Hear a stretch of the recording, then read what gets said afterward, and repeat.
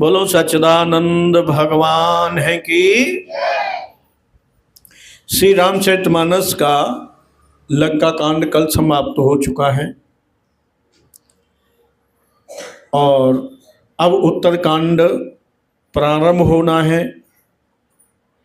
उत्तरकांड संपूर्ण ज्ञान से भरा हुआ है। इसे अगर जल्दी जल्दी में कहेंगे तो उस ज्ञान से वंचित रह सकते हैं जिस ज्ञान से अपना आत्म कल्याण होता है। इसलिए यह निर्णय किया गया है कि उत्तरकांड को अच्छी तरह समझते हुए इस पर चर्चा करेंगे। तो बोलो सच्चिदानंद भगवान है कि। और इसमें 3 ही मास पारायण हैं, 27 मास पारायण समाप्त हो चुके हैं। इस उत्तरकांड का तात्पर्य है कि वृद्धावस्था मनुष्य की, वृद्धावस्था में क्या करना चाहिए क्या नहीं करना चाहिए, ये सारी स्थिति दिखलाई गई है। इसमें प्रारंभ है तुलसी 3 श्लोक दिए हैं, 2 श्री राम के विषय में और 1 शंकर जी के विषय में। कुंधर सुंदरम मम्मिका पतिम अभिष्ट सततम कारुणिक कलकंठ लोचनम नौमि शंकर अनंग मोचन। शंकर जी की स्तुति में कहा गया है कि मेरे हृदय में काम को नष्ट करो। वृद्धावस्था में काम बहुत परेशान करता है, तंग करता है। कामना है, इच्छाएं, इनका जब तक नाश नहीं होगा तब तक मनुष्य के कल्याण में अनेकों प्रकार की बाधाएं आती हैं।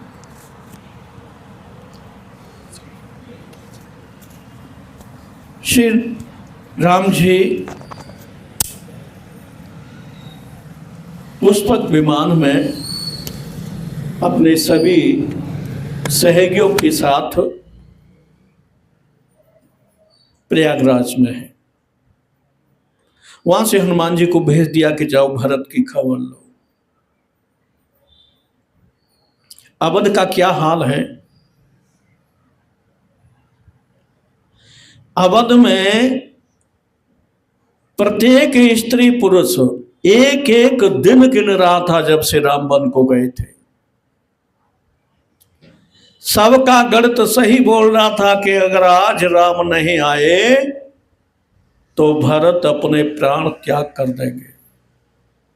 बहुत से अवधवासियों ने भी यह संकल्प लिया था कि राम नहीं मिलेंगे तो हम जीवन समाप्त कर देंगे। श्री राम जी की कृपा हुई, हनुमान जी को भेजा तो अवध में क्या हाल है कि शीतल मंद सुगंध वायु बह रही है, सरयू निर्मल हो गई, सबको मंगल सगुन होने लगे। श्री राम जी के वियोग के कारण सभी कृष्ण शरीर हैं, दुखी है, पर मंगल सगुन होने से उनके हृदय में प्रसन्नता होने लगी कि समय आज का है और मंगल सगुन हो रहे हैं, निश्चित रूप से श्री राम आकर मिलेंगे, दर्शन होंगे। भरत जी नंदीग्राम में है, माताएं महल में है। एक कौवा आकर के कौशल्या जी के महल पर बैठकर काम करने लगा तो मैया कौशल्या ने कहा, हे कागा, तेरे आने से मंगल शगुन हो रहा है। अगर आज हमारा मंगल शगुन सफल हुआ तो हम तेरी चोंच को सोने से मढ़वा देंगे। नाना प्रकार से देवताओं की विनती करती है मैया।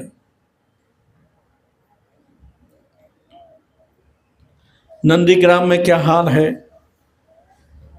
भरत जी नीचे गड्ढे में बैठे हैं, कुशा का आसन है, शरीर ढांचा मात्र है, जटा बनी हुई है, आंख से आंसू बह रहे हैं और मन श्री राम जी के चरण कमलों में है, अपनी आंखें अपने चरणों में है। भरत जी कहते हैं कि आज का दिन पूरा हो गया और समय भी हो रहा है, भैया नहीं आए तो आज मेरे जीवन का अंतिम दिन होगा। ऐसा सोच सोच कर भरत जी रोते हैं।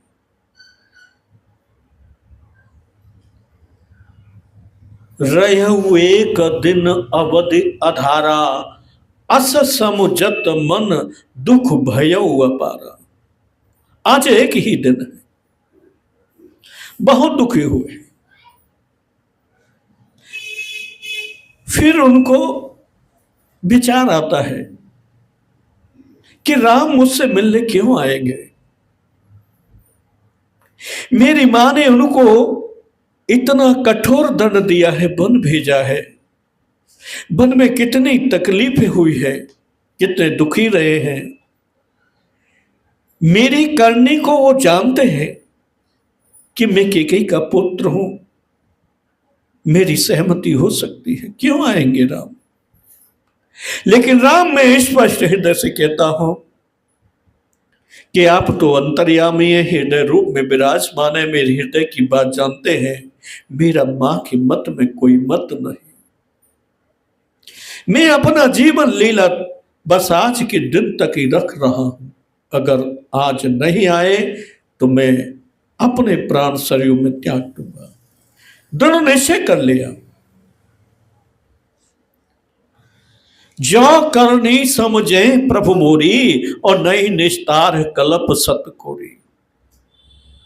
अगर मेरी करनी को याद कर ले तो मेरा उद्धार 100 करोड़ कल्प तक नहीं हो सकता।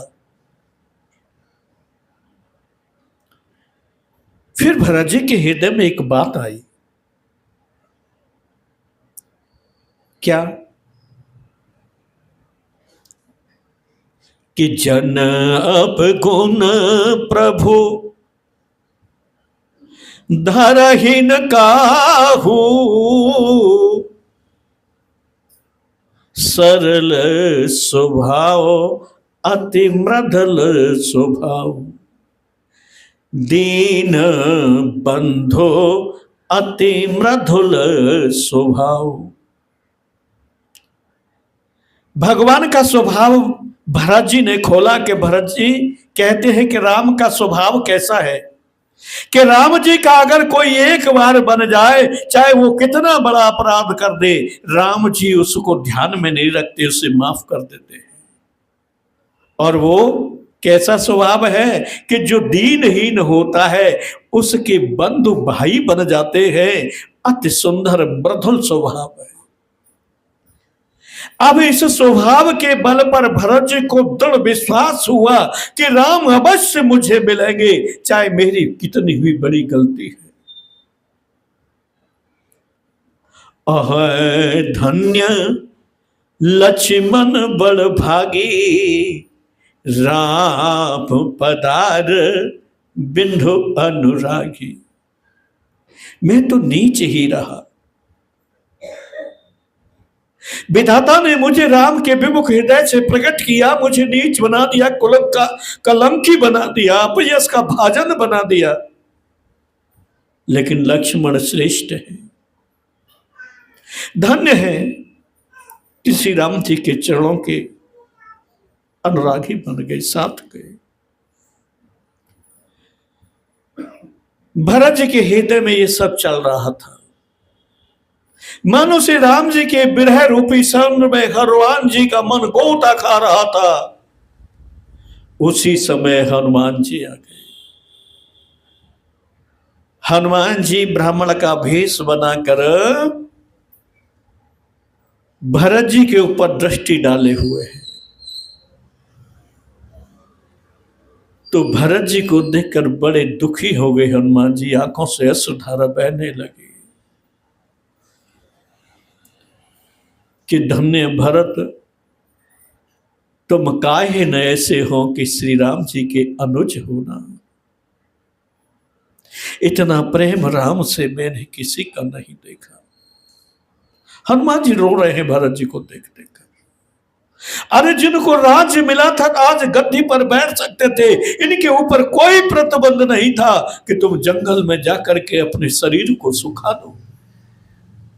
ये तो राम जी के ऊपर प्रतिबंध था, राम जी को बन जाना था। अवध जैसा राज्य, देवता भी उसके धन की सराहना करते, तरसते हैं। इंद्र भी तरसता है अवध के वैभव को देखकर। ऐसे वैभव को छोड़कर भरत निराहार निर्जल रहकर राम का स्मरण कर रहे हैं। इससे बड़ा संत कौन हो सकता है। भरत जी ने अपने आचरण से बड़े बड़े योगी, महात्मा, ज्ञानी भक्तों को भी परास्त कर दिया। सब भरत जी की सराहना करते हैं। हनुमान जी को जो रुला दे वो साधारण भक्त नहीं होगा। श्री राम जी ने कहा भी था चित्रकूट पर, हे भरत, तेरा जो नाम लेगा वो भवसागर से तर जाएगा। कितनी बड़ी भक्त की महिमा श्री राम जी ने दर्शाई।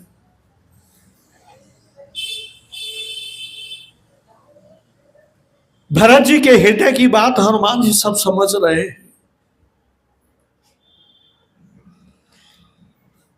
हनुमान जी विचार करते हैं कि अधिक समय तक चुप रहना ठीक नहीं है, क्योंकि राम जी का संदेशा लाया हूं और राम जी को संदेशा भी देना है। तो उन्होंने सबसे प्रथम क्या बोला कि रघुकुल तिलक सुजन सुखदाता, आयहु कुशल देव मुनि त्राता।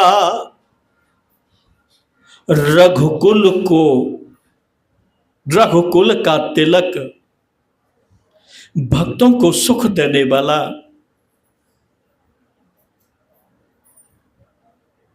महात्माओं और देवताओं को सुख देने वाला आ रहा है। भरत जी समझ गए कि राम आ रहे हैं। ऐसा सुनते ही उनकी हिल की और बंध गई, अधिक बंध गई। हनुमान जी आश्चर्य में हो गए कि राम आ रहे हैं तो इनको तो प्रसन्नता होनी चाहिए, ये इतने हिल की भर क्यों रो रहे हैं। लेकिन क्या कहे, भरत जी क्यों रो रहे हैं कि जीवन भर का कलंक मुझको लग गया। हनुमान संजीवन लेकर आए थे तो पता चला कि लक्ष्मण मूर्छित है, लगता है कि लक्ष्मण के प्राण चले गए। रावण को युद्ध में राम जीत न सके, इसलिए जानकी रावण की यहां है। राम अकेले आ रहे हैं। फूट फूट कर रोने लगे, अपने को धिक्कारने लगे, केकई को धिक्कारने लगे। हनुमान जी ने भरत जी के हृदय में झांक कर देखा तो समझ गए कि ये इनको समाचार पूरा नहीं मिला, इसलिए दुखी है। पूरा समाचार देते हैं कि रिपु रणजीति सुजस सुरगावत, सीता अनुज सहित प्रभु आवत। कितना सुंदर कहा कि रण में शस्त्र को जीत कर जिनका देवता सुयश गा रहे हैं, वो अपने छोटे भाई और सीता के सहित आ रहे हैं। ये ऐसे शब्द हनुमान जी के जब भरत जी के कान में पड़े तो मानो मृतक शरीर को प्राण मिल गया।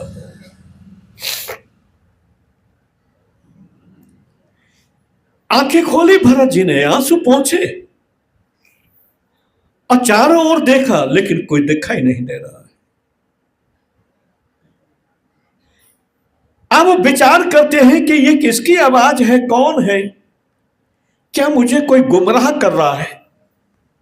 क्या कोई आसुरी आवाज है या कोई देवी आवाज है? कौन है, कहां है? चारों दिशा में देखते हैं, कोई नहीं दिखाई देता। भरत जी से रहा नहीं गया, बोले कि को तुम तात कहते आए, मोहि परम प्रिय बचन सुनाए। हे तात, तुम कौन हो और कहां से आए हो? इतने मधुर वचन तुमने मुझे सुनाए, मैं आपका आभारी हूं।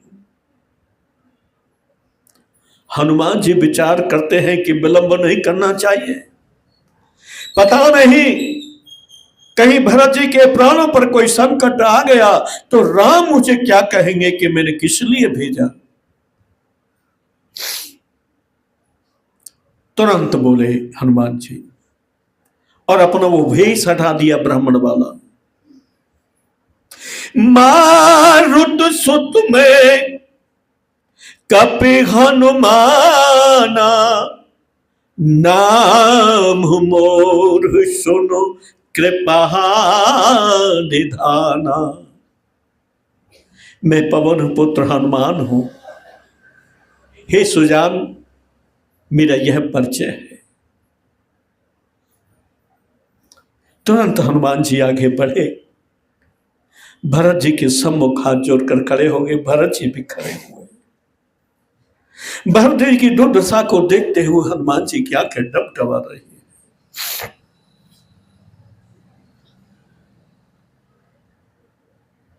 भरत जी को क्या दिखाई दिया हनुमान जी में? वो भगवान शिव पार्वती से कहते हैं कि इतनी तड़प हुई भरत जी के हृदय में कि मानो हार्ट अटैक होने वाला हो। श्री राम जी ने कृपा की। क्या कृपा की? कि हनुमान जी के हृदय में श्री राम जी के दर्शन भरत जी को उसी समय हो गए। भरत जी की प्रसन्नता का कोई ठिकाना नहीं रहा। उन्होंने स्वीकार किया भरत जी ने, कपि तब दरस, कपि तब दरस सकल दुख बीते, मिले आज मोहि राम प्रीते। हे कपि, तुम्हारे दर्शन से मेरे सारे दुख बीत गए। क्यों बीत गए? कि मिले आज मोहि राम प्रीते, मेरे प्रेमी राम आज मुझको मिल गए।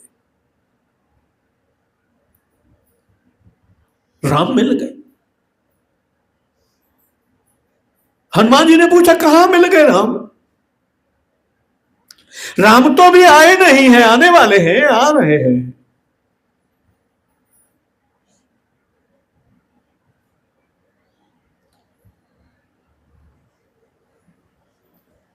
हनुमान जी के हृदय में राम जी ने कहा, भरत जी ने कहा कि मुझे राम जानकी दोनों के दर्शन हो गए तुम्हारे हृदय में। तुम तो राम जी के सिंहासन हो, मानो राम जी का आसन हो। राम जी तो तुम्हारे हृदय में विराजमान है। हे हनुमान, तुम्हारा जैसा भाग्यमान धर्मशाली राम भक्त कोई हो ही नहीं सकता। क्यों? कि राम रसायन तुम रे पासा सदा रहो रघुपति के दासा। तुम्हारे पास तो श्री राम रसायन है, तुम सदा श्री राम जी और सीता जी के दास बने रहो। असली हनुमान जी ने कहा, भरत भैया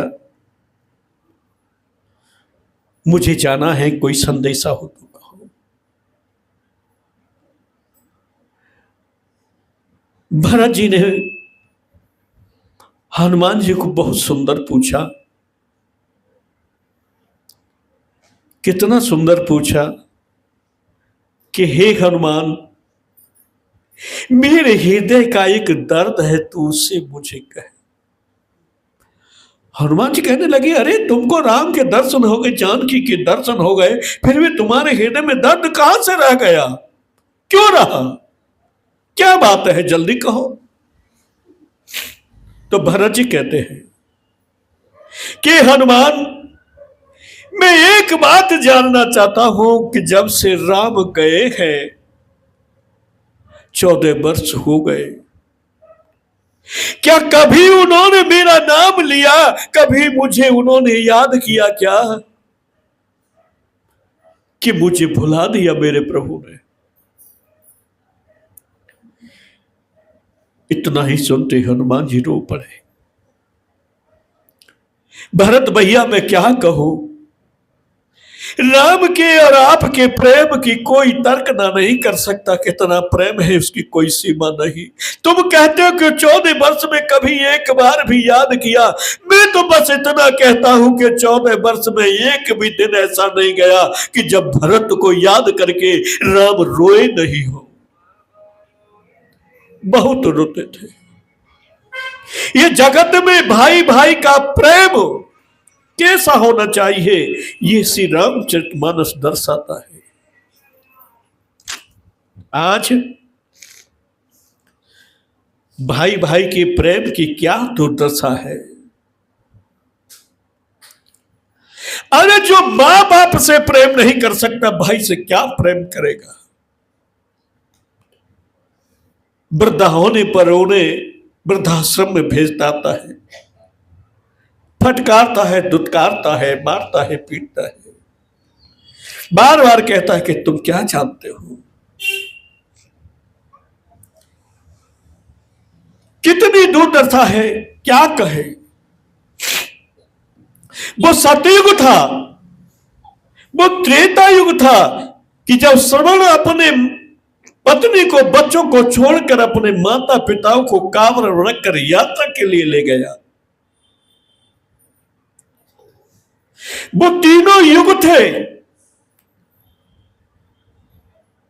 कि माता पिता गुरु ब्राह्मण की इज्जत करते थे।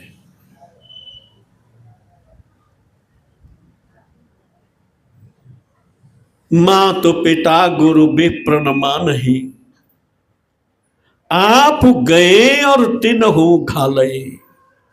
जो माता पिता गुरु ब्राह्मण को नहीं मानता हो उसका तो सर्वनाश होता है, और जो कहीं कोई उसके पास भी रहता है तो उसका भी सर्वनाश हो जाता है। आप गए और तिन्हु घालई, तिन्हु का तात्पर्य है जो उसके साथ रहते हैं। कितना बड़ा श्राप लगा है कि माता पिता गुरु ब्राह्मण, इनको जो नहीं मानता, भगवान से कहते हैं पार्वती वो तो नष्ट होते ही हैं, उनके साथ रहने वाले भी नष्ट हो जाते हैं। सतयुग को, त्रेता को, द्वापर को इतिहास में पढ़ा है, ग्रंथों में देखा है कि माता पिता को मानते थे, लेकिन इस कलयुग में देखा है कि माता पिता की जगह सास ससुर को मानते हैं। बहन भांजी को कुछ देना चाहिए, उसको न देकर साली को मानते हैं।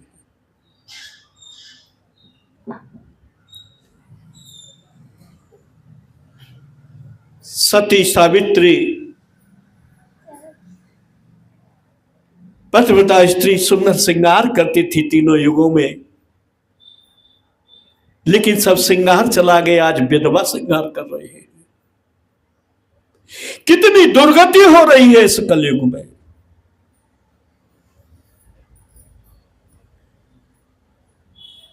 वो युग था गाय को मानते थे, मां मानते थे, आज गाय को मां न मानकर कुत्ते को मां बाप मान रहे हैं।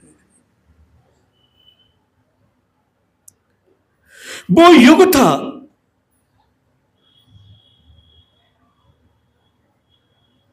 जो माता पिता भाई बहन परिवार के लिए अपना बलिदान देते थे। आज ये युग है कि अपने सुख के लिए उन सब का बलिदान कर देते हैं। हंस मोती चुगते थे उस युग में, कौआ दाना तिनका खाते थे, लेकिन कलयुग में हंस दाना चुग रहे हैं और कौआ मोती खा रहे हैं। यह किसी का दोष नहीं है, युग का प्रभाव है। गाय की अवहेलना होगी, गुरु की अवहेलना होगी, संतों की अवहेलना होगी, ब्राह्मणों की अवहेलना होगी, दुर्दशा होगी, तभी तो भगवान आएंगे। जिनको अगर कष्ट नहीं होगा तो भगवान क्यों आएंगे? धर्म को अधर्म को लोग समझ ही नहीं पा रहे हैं। कथा कहने का अधिकारी कौन है, वक्ता कौन है, इसको भी नहीं समझ रहे हैं, मन माना आचरण कर रहे हैं। अब ऐसे हम लोग बैठे हैं, सत्संग कर रहे हैं, से चाहे जो कथा कह सकता है। गरुड़ जी कौवे से कथा सुनी जाकर के, कौवा ने कथा कही, कौवा थे तो मनुष्य अच्छा है, कोई भी मनुष्य कथा कह सकता है, लेकिन अनुष्ठान के रूप में नहीं, सत्संग के रूप में। अनुष्ठान एक सकाम कर्म के माध्यम से किया जाता है। जो भागवत को इस तरह से लोग कहते हैं वो पाप के भागी है। भागवत को कहने वाले की दृष्टि कैसी होनी चाहिए, कैसा वक्ता होना चाहिए जिससे सुनने वाले का कल्याण हो। पत्थर में, सोने में, कंकड़ में एक दृष्टि हो, स्त्री पुरुष में भेद न हो, जिसकी दृष्टि में ब्रह्म ज्ञान हो। राजा परीक्षित कथा सुनने के लिए गंगा किनारे बैठे थे, बड़े बड़े महर्षि महात्मा थे वहां। सूत जी सौनकादिक 88,000 थे और वेद व्यास जी थे जिन्होंने श्रीमद् भागवत को लिखा, लेकिन कोई भी कथा कहने में वहां समर्थ नहीं था। क्यों? कि कथा कहने का भी एक पैमाना होता है। जैसे सरकारी नौकरी में जाने का पैमाना होता है कि हाई स्कूल इंटर होगा तो चपरासी बनेगा, ग्रेजुएट होगा तो क्लर्क बनेगा, और होगा तो और बनेगा। ऐसे ही भागवत कथा कहने का एक पैमाना है। परीक्षित के समय कोई भी उस पैमाने को पार नहीं कर सका कि सबकी बुद्धि में भेद था कि ये स्त्री है, ये पुरुष है, ये सोना है, ये पत्थर है, ये मिट्टी है, ये ब्राह्मण है, ये कसाई है और ये कुत्ता है। ये भेद नहीं होना चाहिए वक्ता की दृष्टि में। वक्ता की दृष्टि में अपना सम्मान भी नहीं होना चाहिए।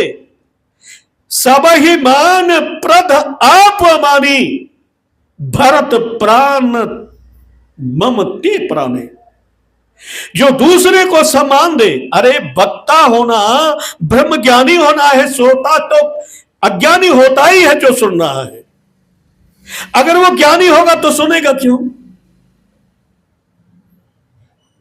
सुनने वाले से बोलने वाला, कहने वाला ज्ञानी होना चाहिए, और ज्ञानी को यह पैमाना रखना चाहिए कि जब परीक्षित राजा को कोई सुनाने में पैमाना किसी के पास नहीं हुआ, तो व्यास जी का पुत्र सुखदेव नग्न अवस्था में, बच्चे उन पर मट्टी फेंक रहे थे, कंकड़ बरसा रहे थे, स्त्री पुरुष खड़े थे। एक प्रकार था, जब सुखदेव जी जा रहे थे तो अप्सराएं, महिलाएं तालाब में नग्न स्नान कर रही थी। तो सुखदेव जी गए, महिला वैसे की वैसे स्नान करती रही। लेकिन उनको ढूंढने के लिए जब वेद व्यास जी गए तो सबने अपनी लज्जा महसूस की और कपड़े पहन लिए। वेद व्यास जी ने पूछा, कैसा क्यों? कि मेरा पुत्र गया है, वो भी जवान था, उसे देखकर आपने वस्त्र नहीं पहने, वैसे ही स्नान करती रही, और मुझे देखकर। तो महिलाओं ने कहा कि देखो, उनकी दृष्टि में न स्त्री है न पुरुष है, मात्र ब्रह्म है। तुम्हारी दृष्टि में हम स्त्री हैं और तुम्हारी दृष्टि में पुरुष भी भेद है, इसलिए हमने वस्त्र पहने। जिसकी दृष्टि में ऐसा भेद होगा उसका बाप भी कथा कहे तब भी किसी का कल्याण नहीं, कभी किसी का उद्धार नहीं। जो खुद बना हुआ है, जो खुद बना हुआ है, जो खुद मोह ममता आसक्ति में फंसा हुआ है, क्या वो दूसरे को मुक्ति मोक्ष करा सकता है? कभी नहीं। लेकिन ये युग का प्रभाव है, कलयुग इतना प्रभाव डाल रहा है कि लोग समझ नहीं पा रहे हैं कि क्या हमको करना चाहिए और क्या हमको कराना चाहिए। क्यों? कि शास्त्रों से विमुख होते जा रहे हैं, धर्म से विमुख होते जा रहे हैं। बोलो सच्चिदानंद भगवान है की